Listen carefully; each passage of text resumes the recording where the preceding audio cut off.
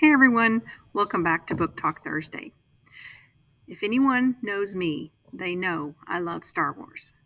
Star Wars A New Hope was the first movie I ever saw at the theater. I was 3, and I remember going to the Brunson Theater with my dad, and since that day, I have never stopped loving this franchise.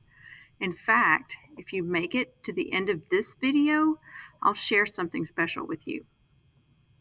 So let's talk about the book. Star Wars Death Troopers by Joe Schreiber takes place right after the destruction of the first Death Star, but before the creation of the rebel base on Hoth. So Emperor Palpatine is pushing his imperial forces to step up their efforts and hunt down rebel sympathizers.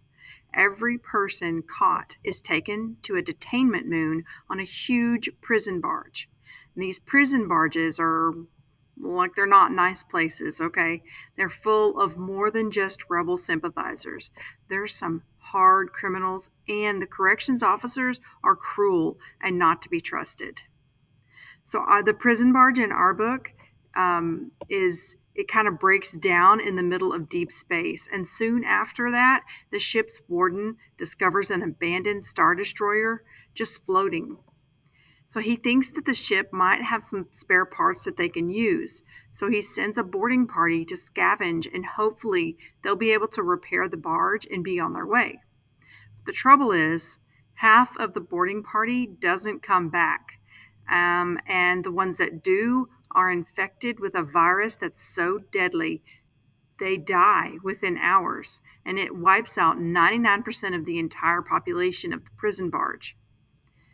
There's a handful of survivors, though, 2 brothers and a chief medical officer and a sadistic captain of the guards. Oh, and there are 2 more surprise characters in the book that I won't reveal, so you can be as surprised as I was when they popped up. Then the real horror begins. Against their better judgment, the survivors hide out on the empty destroyer only to discover that it's not abandoned. The original population has not disappeared like they thought. They've just been waiting. Oh my gosh, y'all, this book is action-packed.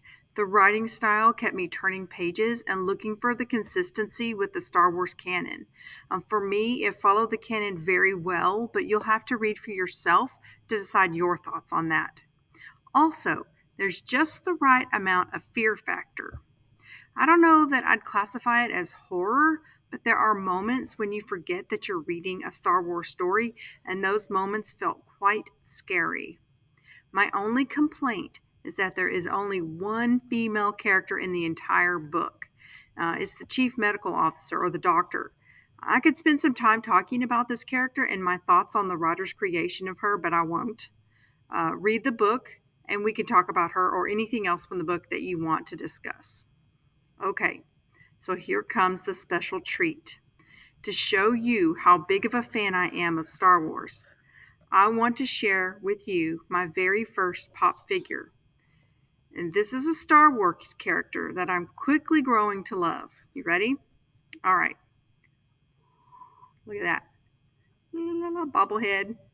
I bet you thought I was going to show Grogu, Baby Yoda, right?